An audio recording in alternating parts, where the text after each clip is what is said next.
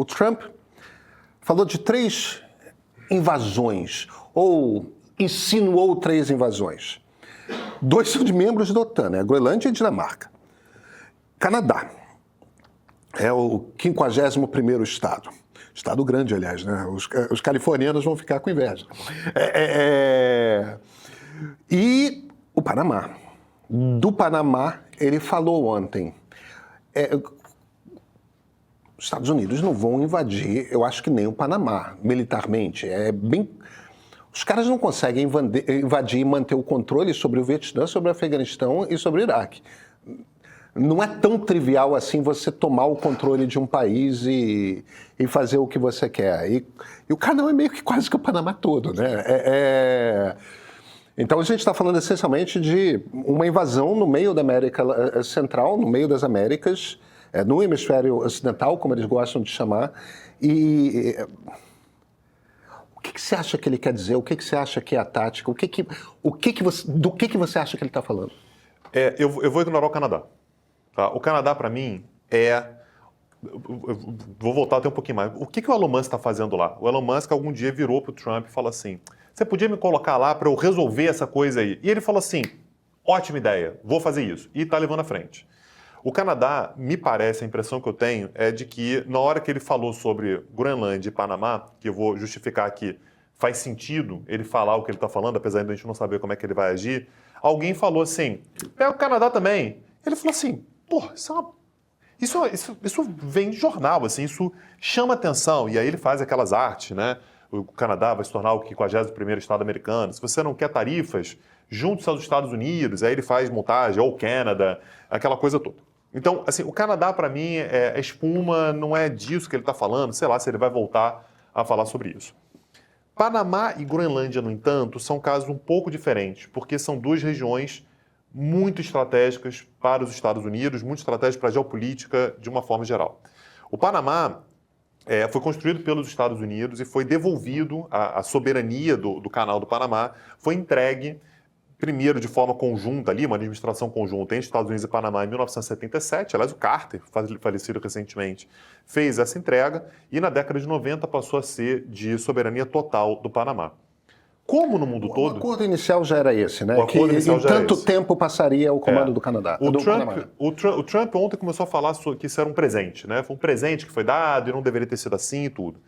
Como em qualquer lugar do mundo, a China tem enorme interesse e a China vem investindo. Uma coisa que é importante que quem está ouvindo a gente tenha consciência é de que os Estados Unidos foram durante muito tempo o país que tinha maior capacidade de investimento. E isso foi mudado. Os Estados Unidos atualmente têm um déficit gigantesco, uma dívida enorme e tem uma capacidade de investimento muito menor do que a China. A China faz comércio com o mundo inteiro, não por acaso, é o maior parceiro comercial do Brasil, dos Estados Unidos, de praticamente a Europa toda, de praticamente a Ásia toda. A China faz comércio com todo mundo. Você faz comércio com todo mundo, as rotas são importantes para você.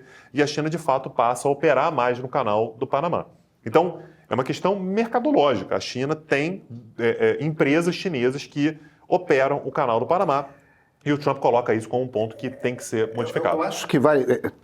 Talvez seja óbvio, mas talvez tenha meia dúzia de pessoas que não saibam disso. O canal do Panamá literalmente escolheram o ponto mais fino da América Central e construíram ali um canal que liga o Oceano Pacífico ao Oceano Atlântico. Isso não é uma coisa trivial, porque não é só fazer um rasgo de terra e deixar a água passar, porque o Oceano Pacífico e o Oceano Atlântico têm níveis diferentes. Então, o navio tem que subir uma rampa ou descer uma rampa, eu não lembro qual que é mais baixo do que o outro, tal. Então, você faz aquele troço, você faz aquele rasgo, e aí o navio passa, fecha as comportas de um lado, abre as comportas do outro, passa para o outro lado, ele vai meio que descendo degraus até...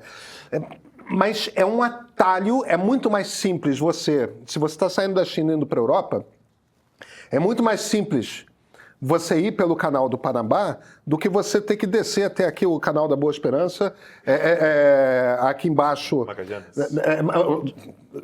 Boa Esperança é na África, aqui é o canal de Magalhães, né? Estreito de Magalhães. O Estreito de Magalhães, que foi descoberto pelo Fernando de Magalhães. E... Então, no fim das contas, é um caminho mais curto de um oceano para o outro, né? Essa é a necessidade estratégica, né? Isso. E a gente está pensando num período, né, que é a década de 1990, em que questões geopolíticas eram menos valorizadas. Havia meio uma lógica, a partir da década de 90, início dos anos 2000, de que a economia vai resolver. Não precisa se preocupar com a China é aliada, não é. Não importa. A gente tem inúmeras fotos aí de o Putin, por exemplo, ali, Putin é presidente da Rússia desde 99, se encontrando com presidentes americanos. Tem foto dele lá com Bush. O Putin era recebido em qualquer lugar, a China também. Não havia essa preocupação. Isso tinha um cheiro embolorado, né? Parece carinha de Guerra Fria, né? A gente quer deixar isso para trás. Então, num primeiro momento, não havia essa preocupação. A China está cada vez mais usando o Canal do Panamá, mas isso não é uma grande preocupação. E ninguém achava que a China ia crescer tão rápido, né? Na verdade, a China cresceu, Pedro, isso é uma informação que é relevante para a gente.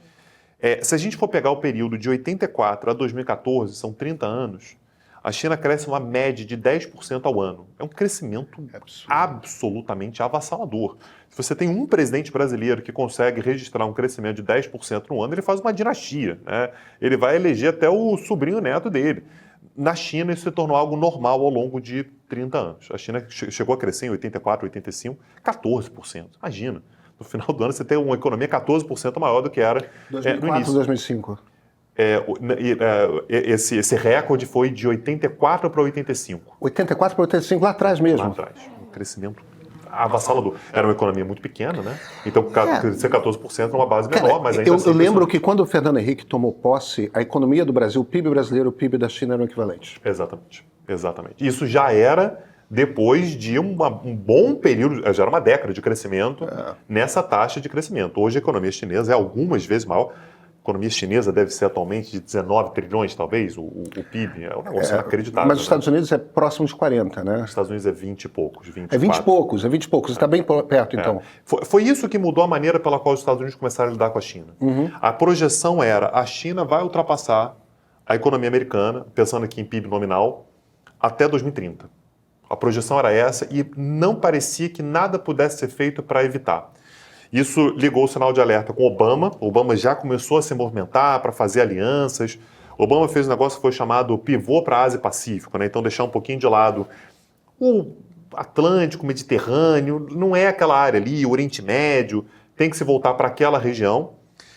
E o Trump vai fazer isso de maneira muito acelerada. Ele vai falar sobre China o tempo todo. E a lógica dele a China se beneficia de uma estrutura de globalização que os Estados Unidos criaram. Esse negócio de mercados integrados, de livre comércio, isso aí foram os Estados Unidos que criaram e não são os Estados Unidos que são os melhores nisso, agora é a China. É como se os britânicos tivessem inventado futebol e o Brasil fosse melhor do que os britânicos jogando futebol. So sorry. Pois é. Tem aqui duas perguntas para você, Tanguy. Primeiro, um ouvinte que assina Kiev, eu acho que é isso, ele diz, eu me pergunto até quando o povo americano vai sustentar esse discurso expansionista. E o Vinícius Neves diz, Tanguy, que mensagem o tratamento dado ao Canadá e à Dinamarca manda para outros aliados dos Estados Unidos? Que impactos isso pode ter a longo prazo? Então, a primeira pergunta eu vou começar pelo fim, né? Qual é o recado? O recado é não contem comigo. O recado é... É o que ele disse, né? Todo mundo precisa de nós, Exatamente. Nós não precisamos de ninguém, é isso. A gente não vai mais manter... Pegando até o que eu estava falando sobre a China agora. Os Estados Unidos criaram uma lógica de globalização e a China é a grande beneficiada. O que os Estados Unidos estão dizendo não contem comigo para manter essa globalização. A gente vai desorganizar tudo, porque isso vai atrasar a China. É o Dick Vigarista que joga óleo na pista, que vai jogar pedra na pista, porque a gente vai passar e eles vão ter dificuldade. Hoje, a gente já não imagina que a China vai ultrapassar os Estados Unidos economicamente tão cedo. E o recado para a Europa, para o Canadá, para os aliados não contem comigo. Aliás, ele dá indicações disso o tempo todo. Ele diz o tempo todo, a gente pode até defender vocês, mas vocês vão ter que pagar pela nossa proteção. Um negócio meio milícia, né? A gente protege, bem mas vocês vão ter que pagar. Japão, a gente fica garantindo a segurança do Japão, o Japão vai ter que pagar. O resultado disso vai ser, pode anotar, ano que vem eu volto aqui e a gente confirma, muito provavelmente. Os gastos militares vão explodir ao longo dos próximos anos, porque a Alemanha, França, Japão, Canadá vão começar a ter uma lógica de que eu não posso contar mais com a OTAN. A OTAN o negócio vai desandar. O Trump falou outro dia, negócio que não dá para ser levado a sério, mas que os gastos militares deveriam ser levados de 2% do PIB. Tenta imaginar quanto é que é o PIB do Japão, quanto é que é o PIB da Alemanha. 2% é um negócio inacreditável. Deveriam ser alçados a 5% na OTAN. 5% do PIB dos países da OTAN é um negócio inacreditável. Nem os Estados Unidos têm 5%. E a outra pergunta é até onde vai esse discurso expansionista? A meu ver, mais uma vez, eu vou excluir o Canadá. O Canadá não, eu acho que é muito mais espuma. Com relação a Panamá e Groenlândia, ele joga o sarrafo muito para cima, ele eleva muito o nível de tensão, e quando chegar lá na frente ele fala assim, não, tudo bem, então fazer o seguinte, eu não vou invadir o Panamá, mas eu quero um desconto nas tarifas de passagem, um desconto maior do que vocês dão para a China. O Panamá vai respirar aliviado, o Panamá vai falar assim, é só isso? Então, tudo bem. Eu consigo entender esse jogo em relação ao Panamá, que é um país dos mais frágeis da América Central. E a gente já está falando de um canto do mundo que é particularmente frágil, né? São economias muito pequenas, são países... Profundamente dependentes do canal. No Panamá, certamente. E são países instáveis politicamente e tal. Aquilo é tudo uma... Com exceção, talvez, da Costa Rica, é tudo muito... Nicarágua, El Salvador, tal, Guatemala, é tudo muito instável e pobre. A Dinamarca, Tanguy? Então, com relação à Groenlândia, o caso ele é diferente, porque, em primeiro lugar, a Groenlândia tem uma importância estratégica que está aumentando. Tipo, não é fácil, assim, simplesmente ameaçar a Dinamarca. Não é uma coisa trivial então, assim. Aí, em primeiro lugar, a Dinamarca, a Groenlândia, ela tem uma importância estratégica crescente. Ali tem muito recurso natural e, com o aquecimento global, fica cada vez mais fácil você acessar. E com aquecimento global também, eu sei que eles negam que tem aquecimento global, mas sem aquecimento global eles não se interessariam pela Groenlândia. A rota de passagem ali ela se torna muito apetitosa, muito interessante, e os Estados Unidos querem utilizar aquilo ali. E o background disso é o processo de independência... Porque o ponto é que tem menos gelo no caminho. É isso. Tá. Então, cada vez mais eu consigo chegar no norte da Europa e na Ásia, passando pelo polo. A mesma lógica que você pegar um avião para ir para a Austrália, o avião ele passa pelo Polo Sul. É o caminho mais rápido.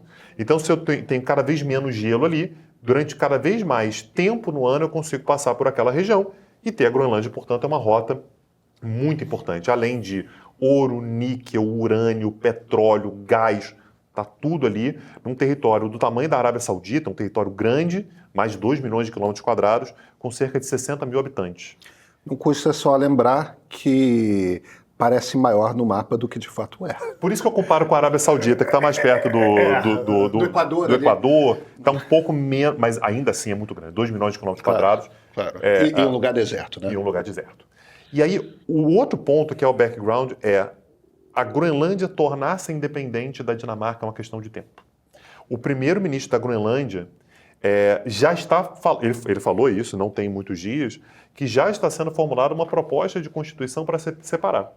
E a Dinamarca, isso já está estabelecido há algum tempo, vai permitir a independência da Groenlândia tão logo a população assim decida. O que é curioso porque... Quer dizer, é diferente da situação de Barcelona e da Escócia. Bem diferente. Em que existe, por parte da Espanha e do Reino Unido, uma resistência imensa a abrir o espaço político para que as populações possam tomar a decisão da independência. Né? A Escócia já fez um referendo e foi negado. Na Catalunha, nem isso, né? A Catalunha chegou a votar e foi uma votação considerada, um referendo considerado ilegal. E foi simplesmente anulado. Com relação à Groenlândia, não. O que é curioso, na verdade, quando você pega o território da Dinamarca como um todo, a Groenlândia representa 98% do território do Reino de Dinamarca, porque é muitas vezes maior do que o território da Dinamarca europeia, né? A gente pode colocar assim. Mas é um processo de independência que está andando. É um processo de independência que me parece já ser uma questão de tempo.